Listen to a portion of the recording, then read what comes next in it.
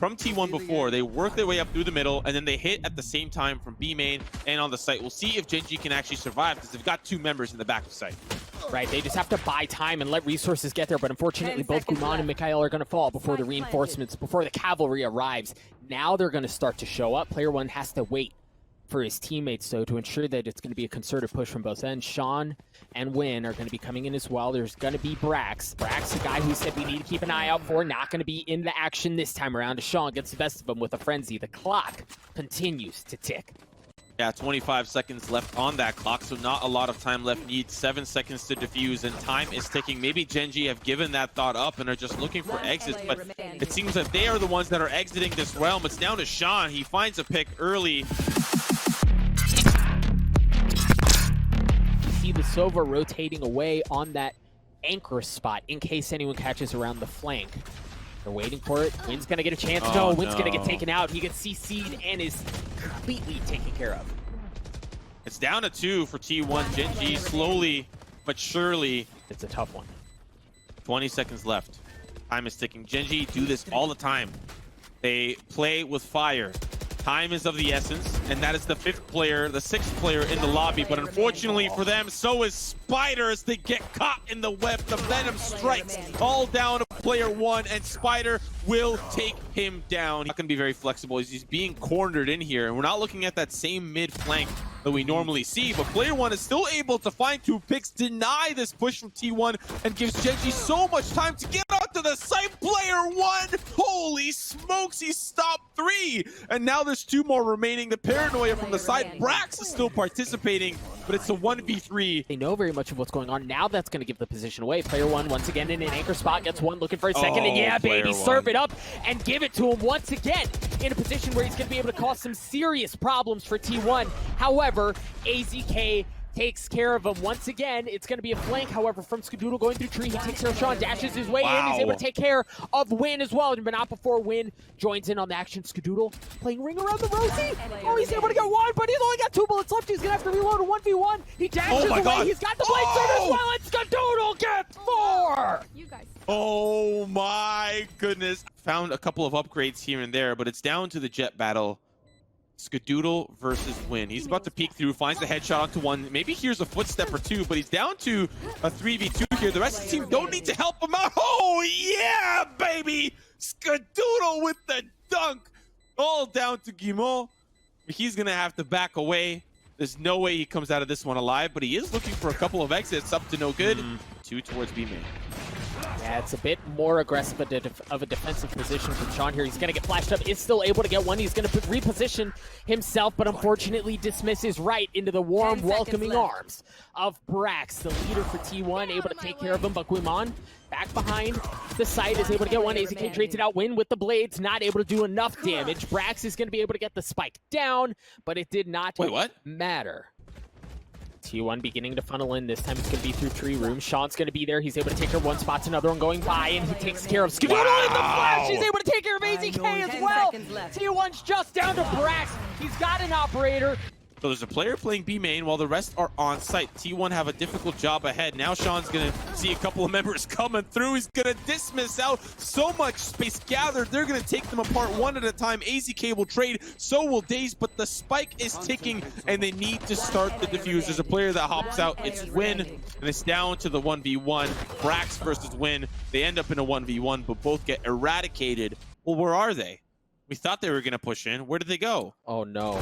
This is going to be a little bit of a tougher spot. It's unfortunate for T1. Yeah, look around. It's huynh.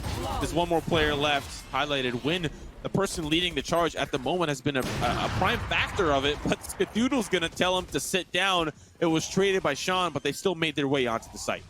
He also is 1 point away from the Blade Storm. Narrowly misses that shot. AZK is able to get 1 with a bit of utility as well. As the spike goes down, they try to fight through heaven. This is a brutal way to retake this site, as we've seen time and time again, but so far, so good for T1. MkaeL on the flank, not able to get a very important kill. That leaves player 1 the last one standing, folks. We've seen player 1 pull off insane heroics before. This time, he's going to get tagged up. He's going to get spotted. The tripwire was there, fortunately. Wait. Okay, they do know he's able to get one. Give him the second, drop things down to a 1v1, but the defuse is coming up. He's gonna have to go aggressively. Skadoodle's able to get it to halftime. Skadoodle goes up and player one brings him back down. Man, that's Brax doing a player one cosplay there, just holding down. Let's see if he can find a couple more picks. He does get one weight, at least for the time being. He's just trying to survive, but unfortunately, it's not gonna be the case.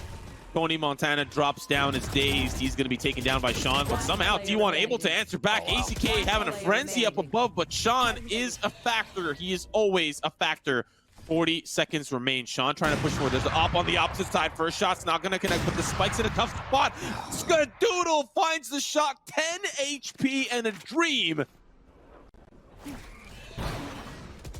Close indeed, and huynh trying to get a little closer to the opposition as he tailwinds forward. A standard setup here for Gen.G, but when you've got DaZeD, the turret just mowing down the entryway, it's difficult for Gen.G to survive. It's all down to huynh in a 1v3, and it is possible, but he's paranoid at the current moment, trying to use the cloud smoke to give himself some space. But unfortunately, it's T1 are looking to establish control on B. Smokes go down, huynh goes up, he dashes forward, he sees one, and he's met by the cold bullet of an operator from Skadoodle.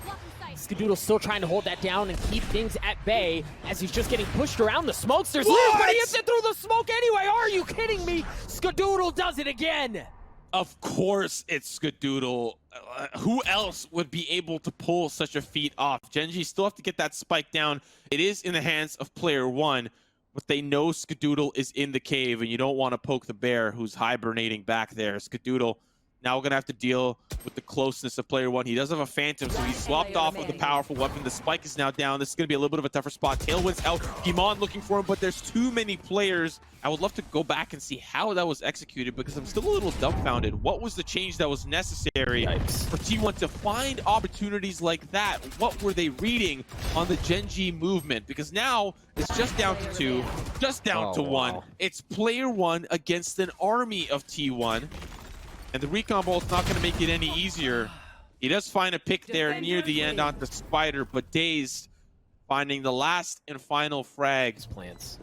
See a couple of pings coming out as AZK tries to cause a little bit of ruckus. The paranoia and the smoke come out as well to give them entry onto the site. Skadoodle and player one are able to trade a kill apiece as the clock continues to tick away. Player one from that anchor finally gets taken out. A 2v2 here for it. DaZeD is starting to defuse. The pings are out. The body block was there. Trying to play this tight corner. Nice. Yeah, they don't know he's there. He don't know he's there. Yeah, he gets one. He gets the second one as well. It's a bloodbath. Skadoodle's down to 11 health. He's going to dash away and gets away with his life. He needed the help. He's still alive. DaZeD was just there to try to support him, but he will end up falling down to the 3v3. You love to see that support. Skadoodle hides in the 50. DaZeD says, there's no one here. I'm the only one here. I'm running away. But still, they bring it down to a 3v3. Paranoia to help out with the player backside. They drop down, they take out huynh, and that's actually going to help out immensely. But player one is still alive. And now it's all down to him. 16 HP backside. Brax through the smoke. Those members rotating off of the B side. So now it's a 3v3. Oh, huynh misses such a crucial shot. Now the Blade Storm comes up. huynh just trying to run and hide. Play ring around the Rosie, but Spyder's there to accept him with his open arms. MkaeL now the last player standing. They still need to defuse the spike. Spyder finds out where the last player is located, and the paranoia is unfortunately deadly. They do trade, but still T1 manages to find a round. And from what we thought initially, Gen.G starting off to a hot start. There's an early pick from the Hunter's Fury, as we had highlighted, and of course this push in towards the garage is a little bit problematic, because now T1 have actually managed to make it onto the site, but unfortunately they can't really make it work. This is just down to Skadoodle and Brax. They're going to likely hightail it out of there, maybe not even play for exits. Well, Brax is in a position to do so, but Skadoodle's too low. He's going to pull back. T1 are going to give Gen.G back the lead. Lose garage control, good luck. They can just hold you in the back of sight. T1 managed to make their way onto the C side, anticipating this play. huynh is going to get traded out, and now the C side hit is going to fall to the wayside. They're going to plant it on the B side. The garage control that they had, they're going to give up and funnel back into the courtyard. I love it. It was a distraction the entire time. huynh dashes in as the sacrificial lamb, and yeah, Quimon was there further down C long to help provide some cover, but if huynh dies there, that's fine, right? The purpose was served, the damage was done. MkaeL was able to get one, and Guimon does as well as AZK joins the fray. Gen.G still have control of the B site. T1 down to 2 members left.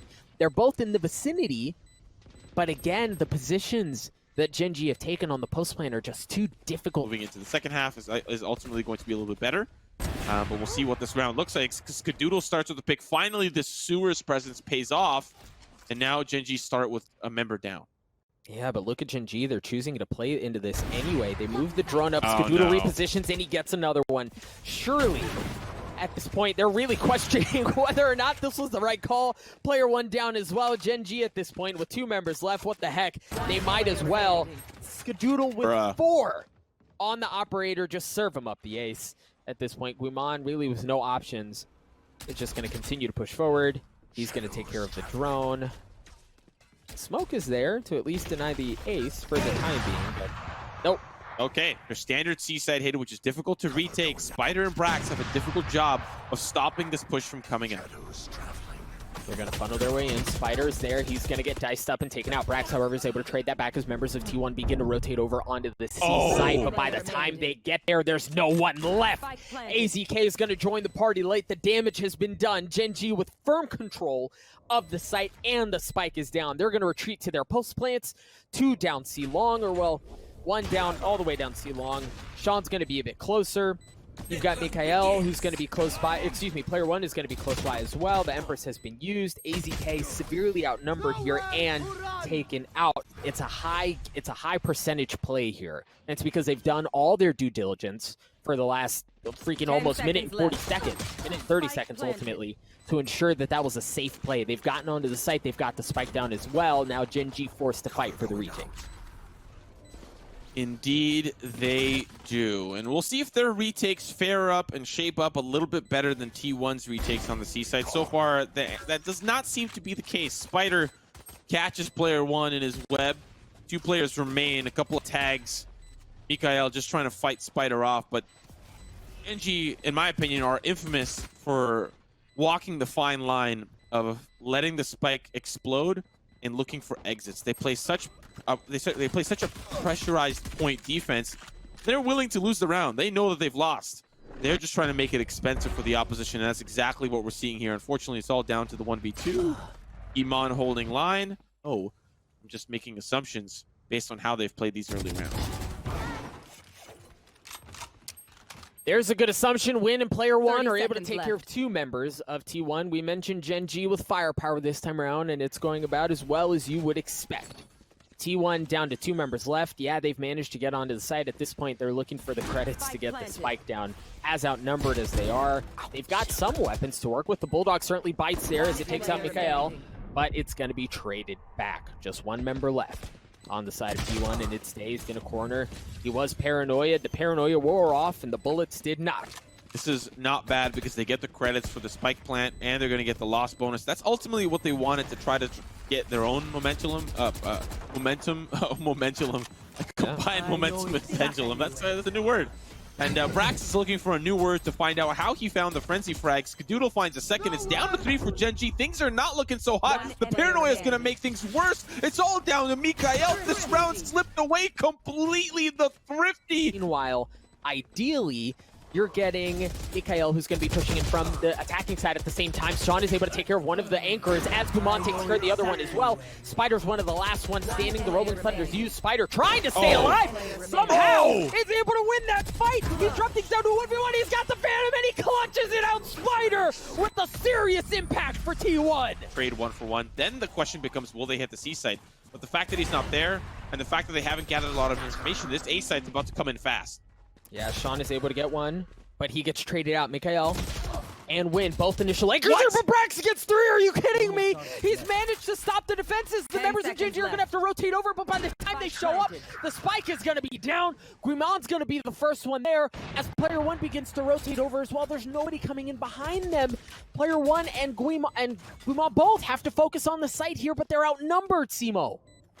They may want to save the weapons. The economy is not going to be amazing. I think they should be able to at least be relatively competitive moving into the next one, but they don't want to slip away. Player 1 hops in, almost finds the frag. It's all down to Guimon.